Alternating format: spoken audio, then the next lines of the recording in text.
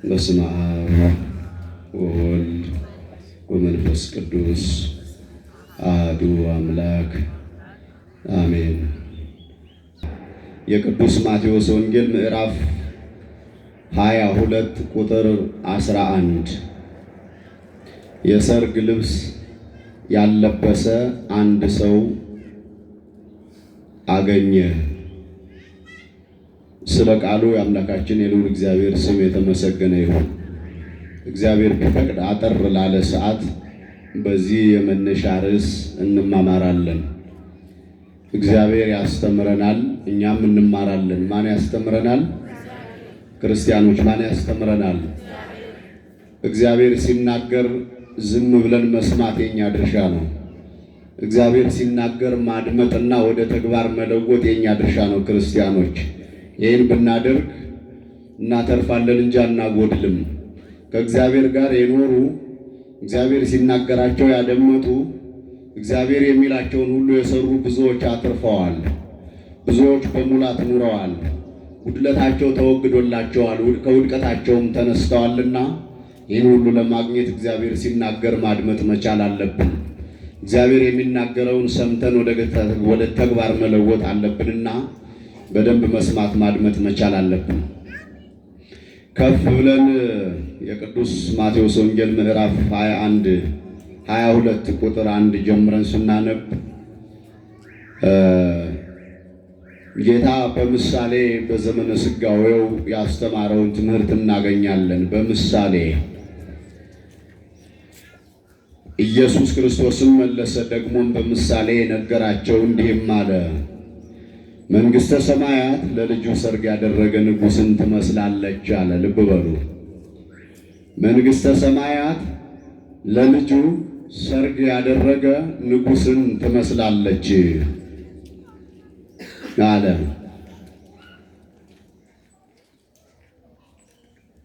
ለልጁ ሰርግ ያደረገ ንጉሥ የተባለው እግዚአብሔር አብ ነው። ክርስቲያኖች በብሉይ ኪዳን ሆኖ ነው የሚናገረው። ለልጁ ሰርግ ያደረገው ንጉሥ የተባለው እግዚአብሔር አብ ነው። ሰርግ ተደረገለት የተባለው ሙሽራው ኢየሱስ ክርስቶስ ነው። ሰርጉ ሥጋዌው ነው፣ ወደዚህ ምድር መምጣቱ። ከኔ ጋር ናችሁ ክርስቲያኖች? እግዚአብሔር ከሁላችን ጋር ይሁን። ሰርጉ የኢየሱስ ክርስቶስ ሰው መሆን፣ እኛን ለማዳን ሰው መሆኑ፣ ወደዚህ ምድር መምጣቱና ሰው መሆኑ መከራ መቀበሉን ነው ሰርግ የተባለው። አዎ መንግሥተ ሰማያት ለልጁ ሰርግ ያደረገ ንጉሥን ትመስላለች። ለዚህ ለሰርጉ ጠሪዎች ተዘጋጅተዋል። በሰርጉ ላይ እንዲታደሙ የሚፈለጉ ሰዎች አሉና እነዚህን አስፈላጊ ሰዎችን የሚጠሩ ሰዎች ደግሞ ተዘጋጅተዋል። ያ ለልጁ ሰርግ የሚያደርገው ንጉሥ እግዚአብሔር አብ የተባለው ጠሪዎችን ላከ። በመጀመሪያ አበይት ነቢያት የሚባሉት ኦሪት የተነገረችላቸው የተስፋ ልጆች የተባሉት እስራኤላውያን ኃጢአት እንዳይሰሩ፣ ጣዖት እንዳያመልኩ፣ እግዚአብሔርን እንዲያመልኩና ኃጢአት እንዳይሰሩ፣ ከእግዚአብሔር ጋር አካሄዳቸውን እንዲያደርጉ፣ ለእግዚአብሔር ብቻ እንዲታዘዙ ነቢያት እነዚህም ሰዎች ያስተምሩ ዘንድ እግዚአብሔር ተናገረ። ነቢያትን ላካቸው። ምሳሌው ይሄ ነው። ክርስቲያኖች ወደ ሰርጉ ሰዎችን እንዲጠሩ ተላኩ። ሰዎችን ላከ ነው የሚለው። ወደ ሰርጉ ሰዎችን እንዲጠሩ፣ ነቢያትም ሰዎችን ሊጠሩ ሄዱ። ሰዎችን ሊያስተምሩ፣ ጣዖት እንዳያመልኩ፣ ለእግዚአብሔር እንዲታዘዙ፣ እግዚአብሔርን ብቻ እንዲያመልኩ በደንብ አድርገው እንዲያስተምሯቸው ነቢያት ተላኩ። የተላኩትም ነቢያት ስራቸውን ጀመሩ። እንዴት አድርገው የተላኩበትን አስተማሩ። በደንብ አድርገው አስተማሩ። የመጀመሪያዎቹ ነቢያት እነዚህ ትልልቆቹ አበይት ነቢያት የሚባሉት እነ ኢሳይያስ፣ እነ ኤርምያስ፣ እነ ዳንኤል ተቀባዮቹ ግን ብዙ አልነበሩም። ለእግዚአብሔር ቃል ቦታ አልሰጡም። ትንሽ የእግዚአብሔር ቃል በጆሯቸው ላይ ቀለለባቸው። ልብ በሉ ክርስቲያኖች፣ ለመቀበል ዝግጁ አልነበሩም። እነዚህን የተላኩ ነቢያት አንገላቷቸው። ቃሉን ካለመቀበላቸው በላይ ደግሞ መልእክተኞችን አንገላቷቸው። ችላ አሉ ቃሉን። ክርስቲያኖች የእግዚአብሔር ቃል ሲነገራቸው ስንቶቹ ችላ ብለዋል፣ ስንቶቻችን ደግሞ ወደ ተግባር ቀይረነዋል። መልእክተኞችን ስንቶቻችን ተቀብለናል፣ ስንቶቻችን አቃለናቸዋል። የተላኩትን መልእክተኞች አቃለሏቸው። የተላከላቸውን የእግዚአብሔር ቃልም ችላ አሉት። ከመስማት ወደ ኋላ አሉ፣ ከመተግበርም ወደ ኋላ አሉ።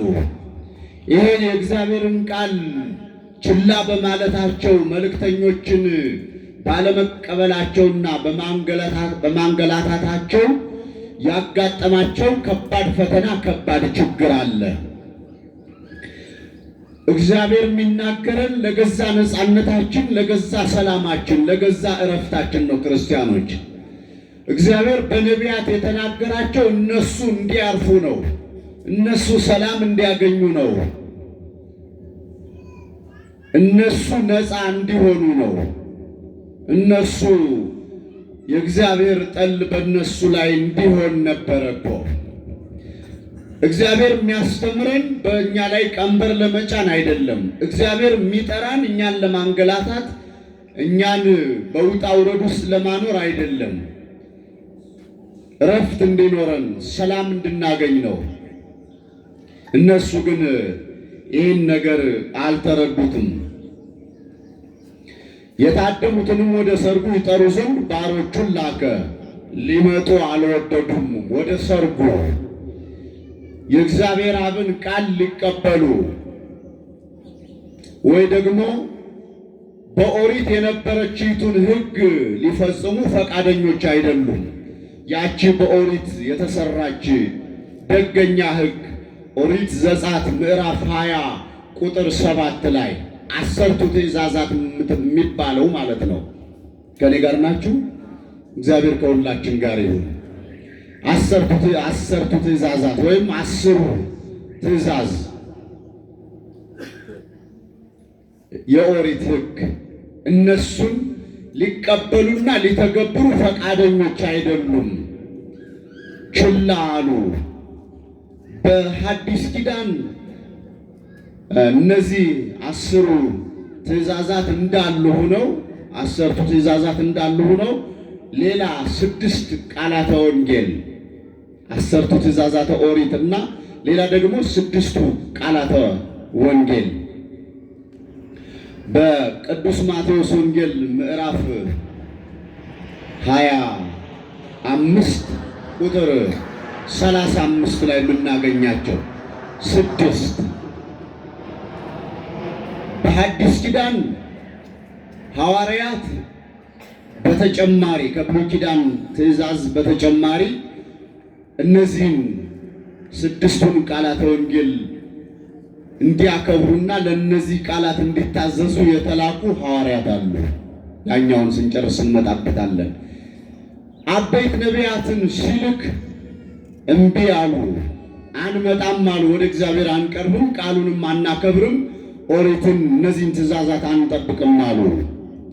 ቀጥሎ ደቂቅ ነቢያት የሚባሉ ተከታይ ትንንሾቹ ነቢያት ከአበይት ነቢያት ቀጥለው የተላኩ ማለት ነው። እነሱን ላከ።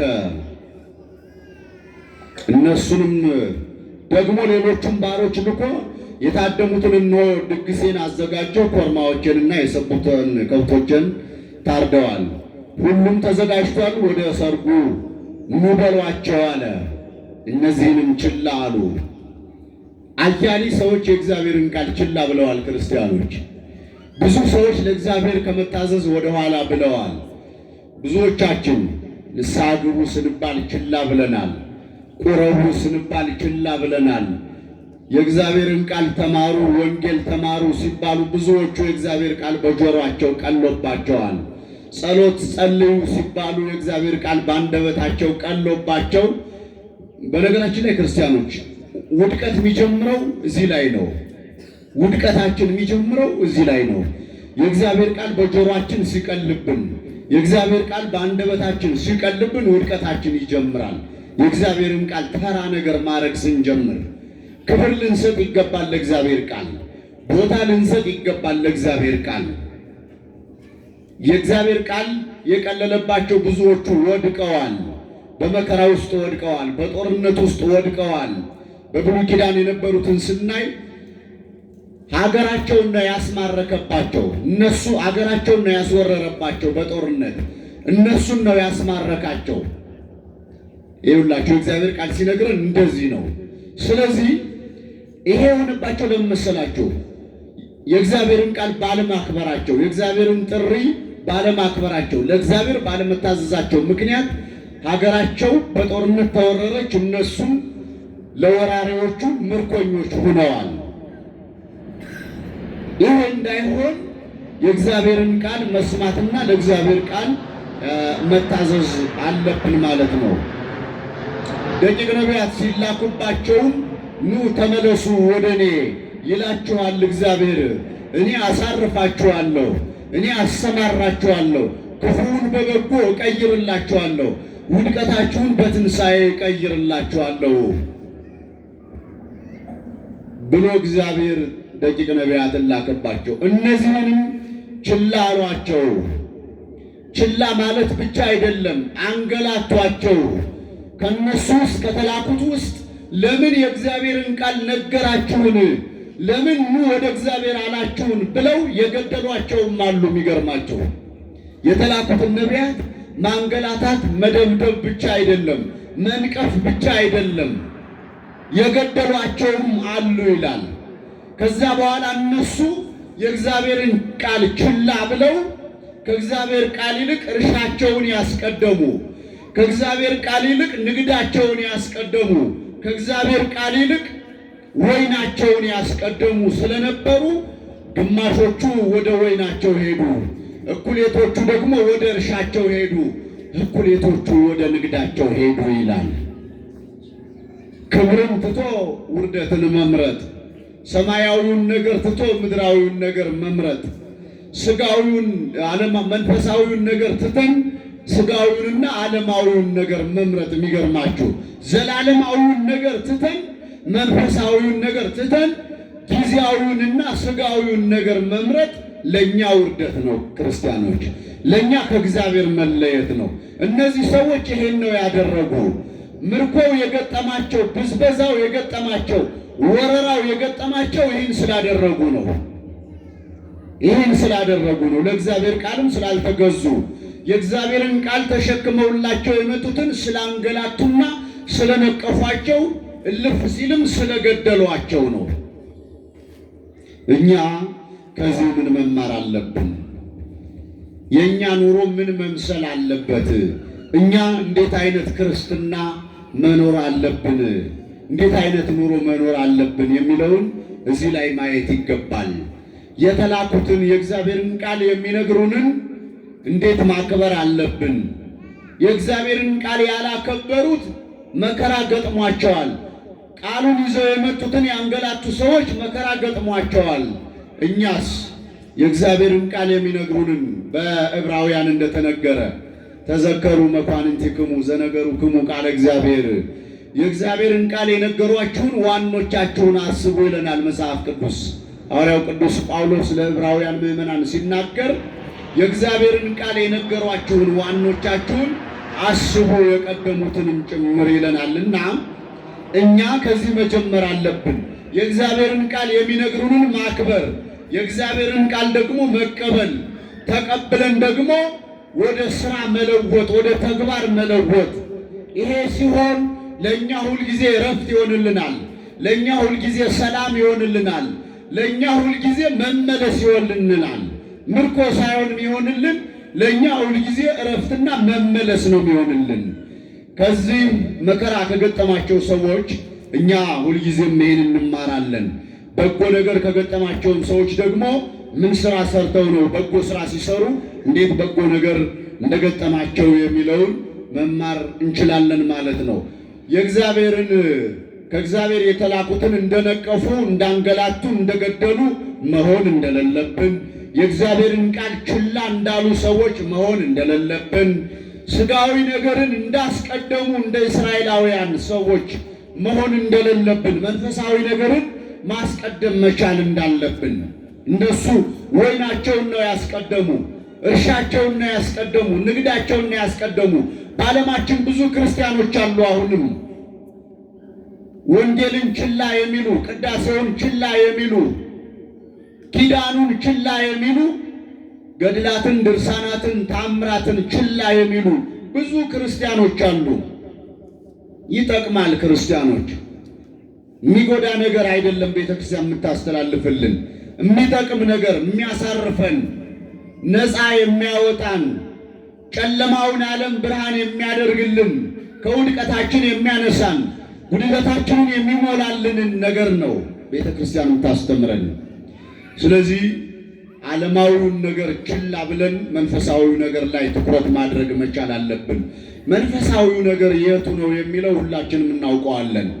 መማር፣ ወንጌል መማር፣ ንስሐ መግባት፣ ቅዱስ ሥጋውና ክቡር ደሙን መቀበል፣ በዚህ ታንጸን ነጽተን መኖር ነው። ንጉሡ ተቆጣ። ይሄ ከሆነ በኋላ ንጉሡ ምን አለ? ተቆጣ። ለምን? እንደ መልእክተኞቹን ግማሾቹን ደብድበውበታል። የላካቸውን ለነሱ አስቦ መልእክተኛ ሲልክላቸው ግማሾቹን አስረውበታል፣ ግማሾቹን ገድለውበታል። ድግሱንም ችላ ብለውበታል። የእሱን ቃል ችላ ብለዋል። ከእሱ ጋር መኖርን አልፈለጉም። ስለዚህ ምን አለ? ተቆጣ። ተቆጣ። ተቆጥቶ ዝም አላለም። ቅድም በመግቢያ ያልነው ሀገራቸውን በጠላት አስወረረባቸው። በተለያዩ ነገሥታት ሀገራቸውን አስወረረ። እነሱንም ችላ ያሉትን አስማረከ። በዚያን ጊዜ ባሮቹን ሰርጉ ተዘጋጅቷል፣ ነገር ግን የታደሙት የማይገባቸው ሆኑ። እግዚአብሔር ይሰውረን። ሥጋው ደሙን ሳንቀበል ከመኖር እግዚአብሔር ይሰውረን። ክርስቲያኖች ወንጌል ያልተማሩ ናቸው እነዚህ። ሰርጉ ተዘጋጅቶ ነገር ግን የታደሙት የማይገባቸው የሆኑ ወንጌል የማይማሩ፣ ንስሐ የማይገቡ፣ ሥጋው ደሙን የማይቀበሉ፣ ሥርዓተ ቤተ ክርስቲያንን የማይጠብቁና በሥርዓተ ቤተ ክርስቲያን የማይኖሩ እነዚህ ናቸው። ከዚህ በኋላ ጌታ እንደገና ሌሎቹን ላከ። በየቦታው በየመንገዱ እንዲሰበስቡ የሚገባቸውንም የማይገባቸውንም አሕዛብንም ጭምር።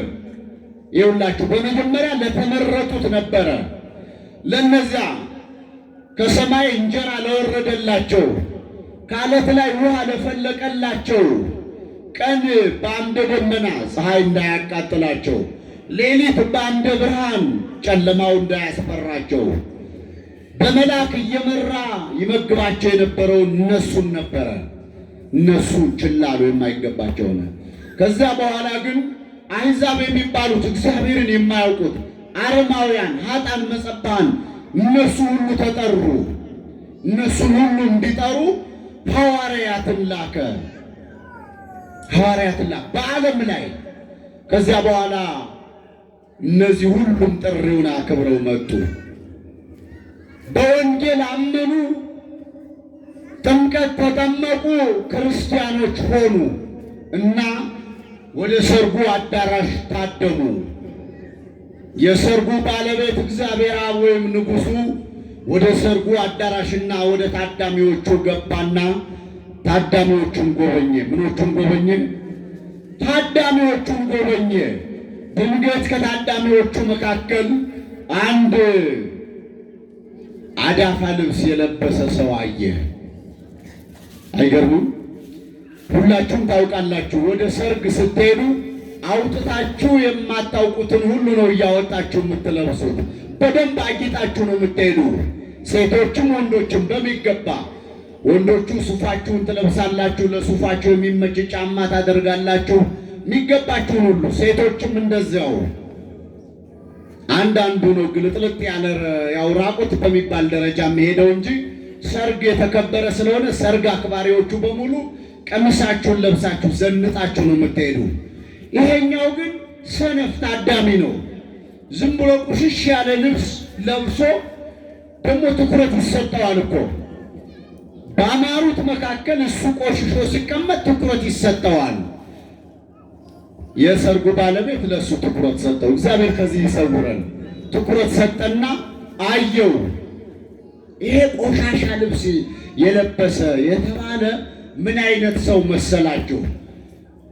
አምኗል፣ ተጠምቋል፣ ክርስቲያን ሆኗል፣ ግን ምግባር የለውም። እግዚአብሔር ይሰውረን። ክርስቲያኖች ምግባር የለውም። ያዕቆብ በመልእክቱ ምዕራፍ 2 ቁጥር 20 ላይ ይሄን ገልጾታል። እምነት ያለ ምግባር፣ ምግባር ያለ እምነት ምንም ውድቅ ነው፣ ከንቱ ነው። ማንበብ ትችላላችሁ መጽሐፍ ቅዱሱን። አሁን የጠቀስሁላችሁን ጥቅስ እንዲሁም ደጋግማችሁ ብታነቡ እጅግ ያማረ ነው፣ ኖም መልካም ነው። ያንጻችኋል፣ ይገነባችኋል። አዎ ማመን ብቻ ተስፋ የለውም። ክርስቲያን መሆን ብቻ ተስፋ የለውም። ብዙ ክርስቲያን አለ እኮ አሁን በኢትዮጵያ ውስጥ በተለይ ግን ጫት ቃሚ ነው። ብዙ ክርስቲያን አለ ግን ሲጋራ አጫሽ ነው። ይሄ ይድናል እንዴ? ብዙ ክርስቲያን አለ ግን ሰካራም ነው። አንገቱ ላይ ትልልቅ ገመድ የሚያክል የጥጃ ማሰሪያ የሚያክል ያሰረ ትልልቅ መስቀል፣ ከዚህ የሚበልጥ መስቀል ያንጠለጠለ አለ። ጠጋ ብላችሁ ሕይወቱን ስታዩት ግን ሰካራም ነው። ሰካራም ነው። ምግባር የለውም። ተሳዳቢ ነው። ተራጋሚ ነው። ታላላቆቹን የማያከብር የማይታዘዝ አመፀኛ ነው። ስጠይቁት ግን ምንድን ነኝ ይላል። ምንድን ነኝ ይላል? ክርስቲያን ነኝ ይላል። የሚገርም እኮ ነው። ነው እንዴ? ነው አይደለም። እንደዚህ ብሎ ክርስትና የለም። ይኸውላችሁ ያ አዳፋ ልብስ የለበሰ የተባለው እነዚህን ሁሉ የማያውቅ ግን ክርስቲያን ነኝ የሚል ነው። ያዕቆብ በመልእክቱ ምዕራፍ 2 ቁጥር 20 ላይ የገለጸው ሰው ውድቅ የሆነበት እምነቱ ውድቅ የሆነበት ክርስትናው ውድቅ የሆነበት ለምን ውድቅ ሆነበት?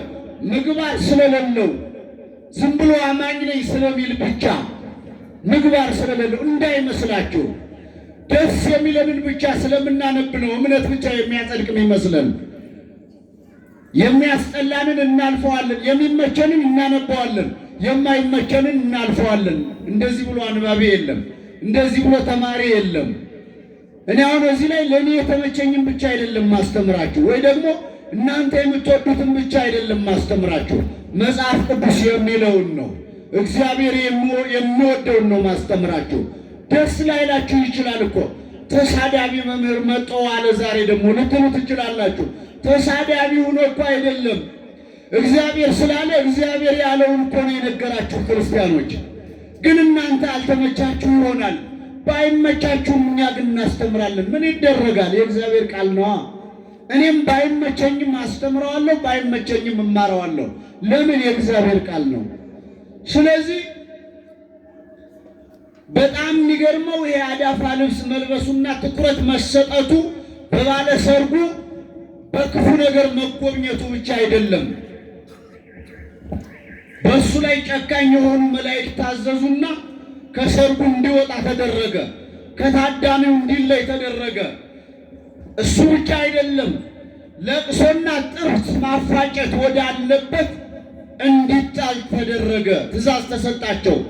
እየጎተቱ እያጣደፉ አውጥተው ለቅሶና ጥርስ ማፋጨት ወዳለው ወደዚያ ውስጥ ጨመሩት ይለናል መጽሐፍ ቅዱስ።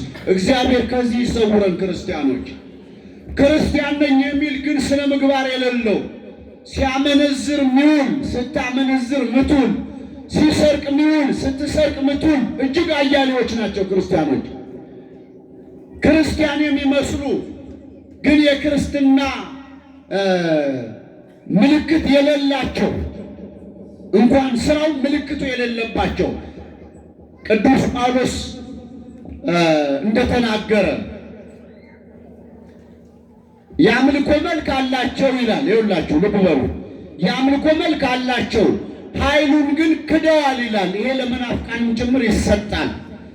ክርስቲያን ሆነው አምነው ለተጠመቁ ብቻና ስራ ለማይሰሩ ሰዎች ብቻ አይደለም የሚሰጠው፣ ለመናፍቃንም ይሰጣል። የአምልኮ መልክ ያላቸው መስቀል ባንገታቸው ያለ ክር ያሰሩ እኛ ክርስቲያን ነን የሚሉ ማርያምን፣ ገብርኤልን፣ እግዚአብሔርን የሚሉ ግን ደግሞ የክርስትና ስራን የማይሰሩ በየሄዱበት ክርስትናን የሚያሰድቡ ቤተ ክርስቲያንን የሚያስነቅፉ ቤተ ክርስቲያን ያላዘዘችውን ያላለችውን ሲሰሩ እየታዩ የመናፍቃን መሳለቂያ የሚያደርጉ ስነ ምግባር የሌላቸው እነዚህ በዚህ ውጣ አውጡትና ጥርስን ማፋጨትና ለቅሶ ወዳለበት ሳቱ ወደማይጠፋ ሲሉ ወደማያንቀላፋ ወደ ዘላለማዊ ጨለማ ወስዳችሁ ጣሉት የተባለውን ሰውዬ ይመስላሉ እነዚህ። እግዚአብሔር ከዚህ ይሰውረን። ክርስቲያኖች፣ የተወደዳችሁ ክርስቲያኖች ማስተዋል መቻል አለብን። ዝም ብሎ ክርስቲያን መባል ጥቅም የለውም። መባል ይቻላል፣ መሆን ካልተቻለ መግባት ግን አይቻልም። መሆን መቻል አለብን። ክርስቲያን መባል ወደን ስራዋን መስራት ጠልተን እንዴት ሊሆን ይችላል? የክርስትና መገለጫዎች በሙሉ እነሱን እንወዳቸዋለን። ወደ ተግባር መቀየር ግን ያቅተናል፣ መቀየርም ያቅተናል። በጣም እኮ ይከብዳል። አሁን ብዙም ብታዩት እንደዚያ ነው ያለ። ከተማው በሙሉ ለክርስትና የሚገቡ ነገሮችን በሙሉ ማድረግ ይፈልጋል። በክርስትና ማጌጫዎች ማጌጥ ይፈልጋል። በክርስትና መዋቢያዎች መዋብ ይፈልጋል። እህሳ ታዲያ ና ስራ ሲባል የለም። ጫት መቃሙን አቁም ሲባል የለም። ማጤሱን አቁም ሲባል የለም። አይ እሱማ ይባላል። አታጢስ ሚል አለ እንዴ ብሎ ይጠይቃል። የሚገርማችሁ ደግሞ በጣም የሚያሳዝነው ደግሞ አትቃም ሚል እኮ የለም መጽሐፍ ቅዱስ ብሎ ይጠይቀናል። እኛም መጀመሪያ እኮ አልጠየቀንም። ቃም ሚል አለ እንዴ ልቃም ወይ ጫት ልብላ ወይ ብላ ሚል አለ ብሎ መጀመሪያ አልጠየቀንም። ውጣ ከዚህ ውስጥ ስንለው ግን ይጠይቃል። እንዴ አትብላ ሚል እኮ የለም አለ እንዴ ብሎ መጥቶ ይጠይቃል። መጀመሪያ ነበር እኮ ከሆነ መጠየቅ የነበረበት። እንደዚያ ነው አይደል? አታቂስ ሚል አለ እንዴ መምህሩ ብሎ መጥቶ ይጠይቃል። አባቶች ተው ሲባል ማለት ነው። አዎ አለ እንዴ። ስነ ምግባር እኮ ነው፣ ምግባር የሌለው ነው ይህን የሚለው። ስለዚህ በሜዳ ከመባዘን እግዚአብሔር ይጠብቀን። በመጀመሪያ የተነገረላቸው ወደ እግዚአብሔር እንዲመለሱ ጣዖት አምልኳቸውን እንዲተውና የኦሪትን ሕግ እንዲያከብሩ መልእክት በተለያየ ጊዜ የተላከላቸው እሱን ያልተቀበሉ፣ በሁለተኛ በአዲስ ኪዳን በዓለም በሙሉ አባቶቻችን ሐዋርያት ዙረው እንዲያስተምሩ ሁሩ ወመሃሩ ውስተ ሁሉ አጽናፈ ዓለም፣ ሂዱ እስከ ዓለም ዳርቻ ሂዱ አስተምሩ፣ ዓለምን በሙሉ ወንጌል ስበኩት፣ አልጫውን ዓለም በወንጌል አጣፍጡ፣ ጨለማው እንዲበራ አድርጉ፣ ሙታነ ሕሊናም ሙታነ ሥጋም በእግዚአብሔር ቃል እንዲነሱ አድርጉ ተብለው የተላኩት ምሳሌ። ሁሉም ደግሞ አምኖ የመጣው ሁሉ ደግሞ ትክክለኛ አማኝ እንዳልሆነ በተሰጠው ቃል መሰረት እንዳልኖረና ከዚያ ውስጥም በስንዴ መካከል እንክርዳድ እንዳለ ማለት ነው። በሐዋርያት መካከል የሐዋርያነትን ስራ ያልሰራ እንደተገኘ ይሁዳ፣ እሱንም ስንጠራው በመጽሐፍ ቅዱስም ሲመዘገብ ይሁዳ ጌታውን ሸጠ ተብሎ ነው እንጂ ሐዋርያት ጌታቸውን ሸጡ ተብሎ አይደለም የተመዘገበው። አሁን በተለይ ብዙ ጊዜ ቄሶች እንዲህ አድርገው፣ ክርስቲያኖች እንዲህ አድርገው፣ ወይ ደግሞ መነኮሳት እንዲህ አድርገው ይባላል። ስራውን መስራት ያለብን እንደ ይሁዳ ነው። ጌታውን የሸጠ ይሁዳ ብቻ ነው አይደል? አንድ ስነ ምግባር የሌለው ክርስቲያን ካለ ክርስቲያኖች በሙሉ መነቀፍ የለባቸውም። አንድ ስነ ምግባር የጎደለው አገልጋይ ካለ ጠቅላላ አገልጋዩ መነቀፍ የለበትም፣ መመዝገብ አለበት ተለይቶ። ስለዚህ አባቶች ተልከው ካስተማሩት መካከል ይሄ ሰው ተገኘ። እኛ ግን ሁላችንም ንጹሐን ሁነን ለክርስቶስ የምንገባው ሁነን ለቤተ ክርስቲያን የምንገባት ሁነን ብንገኝ ራሳችን እናድናለን፣ ራሳችንን ነፃ እናወጣለን፣ ራሳችንን ሰላም እናደርጋለን። ቃሉ የሚነገርልን ለራሳችን ሰላም፣ ለራሳችን ነፃነት፣ ለራሳችን እረፍት ነውና ሁልጊዜ ነጩን ለብሰን ሁልጊዜ ለሰርጉ ስንታደም ውስጣችን ንጹሕ ሆኖ ለሰርጉ የምንገባ ሰዎች ሁነን አምነን ተጠምቀን ክርስቲያን ሁነን ደግሞ ስነ ምግባር ኑሮን ትሩፋት ሰርተን እንድንኖር እግዚአብሔር ይርዳን። የተማርነውን በልቡናችን ያሳድርብን። ክርስቲያኖች ሁልጊዜ ዝግጁ መሆን አለብን። አማኝ ነኝ ማለት ጥቅም እንደሌለው፣ አማኝ ነኝ እምነት ብቻ ጥቅም እንደሌለው፣ መጠመቅ ብቻ ጥቅም እንደሌለው፣ ክርስቲያን መሆን ብቻ ጥቅም እንደሌለውና ስነ ምግባር ሊኖረን እንደሚገባ ሐዋርያው ያዕቆብም በመልእክቱ እንዳስተማረን ተማምረናል። ስነ ምግባር የሌለው ሰው ከክርስትና ወይም ከመንግሥተ ሰማያት እንደሚባረር፣ ይሄ ማለት የማይጾም የማይጸልይ የማይመጸውት የማይጾም የማይጸልይ የማይመጸውት በማቴዎስ ወንጌል ምዕራፍ 25 ቁጥር 35 ያለው ማለት ነው። የታመሙትን የማይጎበኝ የታሰሩትን የማይጠይቅ የማያስፈታ እነዚህን የመሳሰሉትን የማያደርግ እሱ ክርስቲያን ቢሆንም የእግዚአብሔር መንግሥት አይወርስም። አማኝ ቢሆንም የእግዚአብሔር መንግሥት አይወርስም። እንደገና ደግሞ በአንጻሩ ስራ የሚሰራ ስራ ብቻ የሚሰሩትን አማኞች ታውቃላችሁ። እኔ ልነግራቸው አያስፈልግም።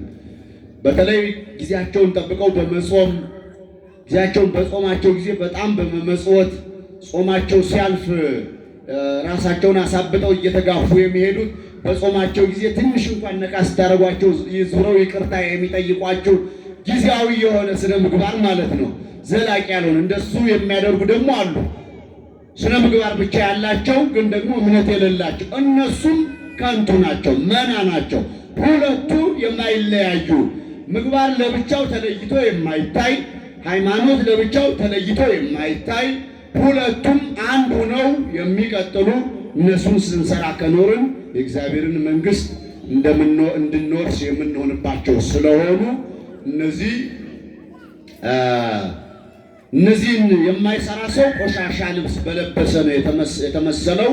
እነዚህን አሟልተው የተገኙ ደግሞ የሰርግ ልብስ የለበሱ ተብለው ነው የተመሰሉትና የተሰየሙትና እነዚህን ነገሮች አድርገን የእግዚአብሔርን መንግሥት እንድንወርስ እግዚአብሔር ይርዳን። ንጉሡም የተቀመጡትን ለማየት በገባ ጊዜ በዚያ የሰርግ ልብስ ያለበሰ አንድ ሰው አየና፣ ወዳጄ ሆይ የሰርግ ልብስ ሳትለብስ እንዴት ወደዚህ ገባ አለው። እርሱም ዝም አለ ይላል። በመንግሥተ ሰማያት ድርድር የለም። ሁሉ ነገር የሚያልቀው እዚህ ምድር ነው። ክርክር የለም። ዋስ መጥራት፣ መካሰስ፣ መደራደር፣ መጨቃጨቅ የለም በሰማይ ሁሉም። አንዳንድ ጊዜ ሰው እኔ በጣም ይገርመኛል። ምን ሲባል እንሰማለን መሰላችሁ? ስለ ይቅርታ፣ ስነ ምግባር አንዱ ይቅርታ ነው አይደል? ይቅር መባባል ነው። እና ስለ ይቅርታ ሲነሳ እኔ እሷን በሰማይም ቢሆን ይቅር አልላትም፣ እሱም በሰማይም ቢሆን ይቅር አልለውም። እንኳን በምድር እዚህ ነው ጣጣህን የምትጨርስ። በሰማይ እንደዚህ አይነት ጣጣ የለም። ዝም ብሎ ጥሩ ነገር ሰርተህ ከሆነ ሰተት ብለህ ወደ ጌታ እረፍት መግባት ነው። ማቴዎስ 25 ላይ እንዳለው በምስጋና ቃል እናንተ የአባቴ ቡሩካን ነው የተባሉ ሁሉን አሟልተው የተገኙ በምስጋና ቃል ይቅር ካላልሽ ደግሞ በወቀሳ ቃል ትጠሪያለሽ። አንተ ርጉም፣ እናንተ ርጉማን ነው፣ እናንተ ርጉማን ተብሎ በወቀሳ ቃል ጥሪው ራሱ በወቀሳ ቃል ነው። ሁሉ ምኔ ውስተ እሳት ዘላለም እናንተ ርጉማን። እነዚያ ግን ኑ ኀቤ ይባላሉ። ቡሩካኖቹ በምስጋና ቃል የተጠሩ ኑ ወደ እኔ ይባላሉ። ስለዚህ በሰማይ ዝም ብለህ መግባት ነው። ወደ ተዘጋጀልህ ገብተህ ማረፍ ነው። ከዚያ በኋላ ማመስገን ነው። መደራደር ምናምን፣ መከራከር፣ መካሰስ፣ ጉቦ፣ ሙስና የለም በሰማይ። እዚህ ነው የሚያልቀው። ስለዚህ በሰማይም ይቅር በዩ ይቅር በላት መባባል አለ መስሎሽ እና መስሎ የምታስብ ካለ ተሳስታልና እዚሁ ጣጣችንን ጨርስ። ይቅርታውንም እዚሁ እንጨርስ፣ እዚሁ ይቅር እንባባል። ምናልባት ያልገባችሁ ሰዎች ካላችሁ በሰማይም እንዲህ አይነት ዓለም ይኖር ይሆን እንዴ? አስታራቂ ይኖር እንዲሆን የሆነ ነገር ይኖር እንደሆን ብላችሁ ታስብ ካላችሁ የለም፣ እዚሁ ነው የሚያልቀው። ምጽዋቱም፣ ጸሎቱም፣ ጾሙም፣ ቁርባኑ በሰማይ ቁርባን የለም። በሰማይ ንስሐ መግባት የለም። እዚሁ ነው ንስሐ ገብታችሁ የምትሄዱ። እዚሁ ነው ቆርባችሁ። እዚህ መዘጋጃ ነው። ይሄ መዘጋጃ ነው። ያ ገብቶ ማረፊያ ነው። የምትዘጋጁበት ነው። ምንዘጋጁበት ነው እዚህ እና በሰማይ ሌላ ዓለም ያለ መስሏችሁ? በሰማይ የማረፊያ ዓለም ነው ያለው። በሰማይ የማረፊያ ዓለም በአባታችን እቅፍ የምንኖርበት ስለሆነ ያለው እዚህ ምድር ላይ ሁሉም ነገር እንጨርስ። አምነን ጥሩ ስራ እንስራ። አምነን ጥሩ ስራ ሰርተን የእግዚአብሔር መንግስት እንድንወርስ እግዚአብሔር ይርዳን።